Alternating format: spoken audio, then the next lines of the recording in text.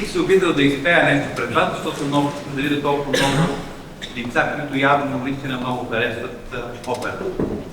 Но има кой да пее по-добре от мен със сигурност.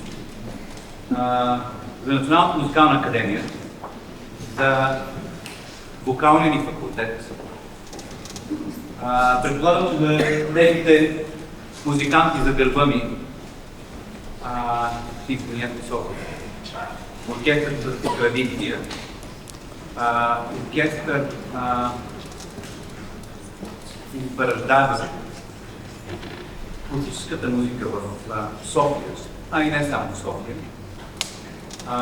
Колеги, които работят с огромно желание, благодарим за дългогодишната работа с нашите студенти, с студентите на Национална музикална академия, професор Панчо Едигеров. Тук е мястото да благодаря специално много на...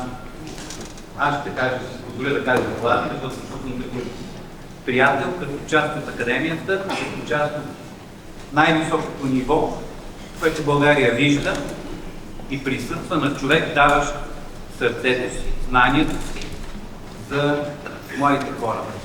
Благодаря му за това, което направи тези няколко дни с нашите студенти. Благодаря му за това, че даде част от таланта, защото всеки случай, в който имаме такива майстори класове, имаме такива партньори, усещаме близостта между нас и хората на изкуството. Благодаря ви за близостта.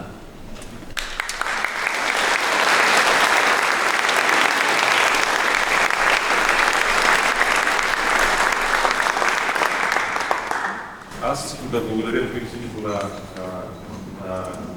цялата музикална академия и в лицето на ректора, да им изразя моята благодарност за предоставянето ми възможност да бъда с младите хора, да се срещнем, да се обменим енергия, защото нищо друго не се случи. Запознахме се, бяхме си, усмяхме се, видяхме кой до къде е стигнал, кой какво има да прави, кой на какво ниво е достигнал от своето развитие като музикант, като артист. И за мен това е най-важно.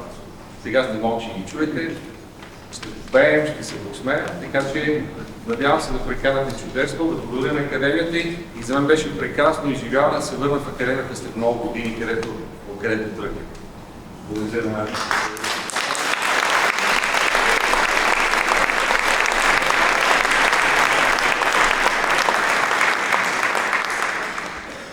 Искам и аз да благодаря за това прекрасно сътрудничество. Аз като директор на Общинския културен институт Надежда присъствах на репетициите последните 2 дни и тези млади хора, толкова сте млади, които не са само в България, разбрах, че и от Гърция, от Китай, Тези млади хора, те летят с такова вдъхновение, с такава обич, те звучаха като завършени големи артисти. Прекрасно ви благодаря от сърце, че дадохте този заряд в младите хора. За нас това е кауза и за Националната музикална академия, професор Панчо Едигеров, и за нас като Общински културен институт.